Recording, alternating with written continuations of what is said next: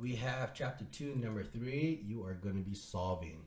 But these look a little bit different because it looks like we have to combine some like terms first. So there's an R here and an 8R here. This together gets you a 9R.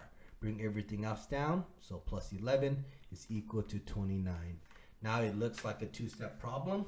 So let's subtract 11 to both sides. This will cancel, leaving you with just a 9R on my left, and on my right we have 29 minus 11. This gets you 18. This 9 is attached via multiplication, so to get rid of it, we divide by 9 to both sides. 9 over 9 cancels, leaving you with just an R equals to 18 divided by 9. This gets you 2. So R is equal to 2. B.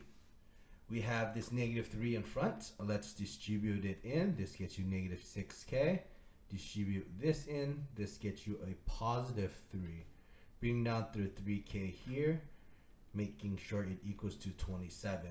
We have 3k and negative 6a. Those two together get you a negative 3k. Bring everything else down. Plus 3 is equal to 27. Now we have to get it alone, so let's subtract 3x to both sides.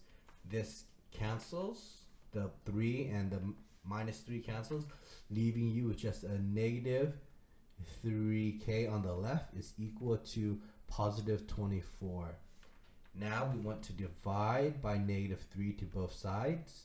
Negative 3 over negative 3 cancels, leaving you with just a k value. Okay? Then we have 24 divided by negative 3. That gets you negative 8. Okay? That's what k is equal to. K is equal to negative 8. Let's look at C here.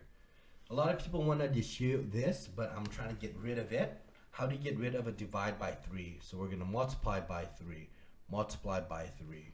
Multiplying by 3, this gets you an 18 on the left-hand side. This 3 on top and this 3 on bottom cancels, just leaving you with a 5p minus 7.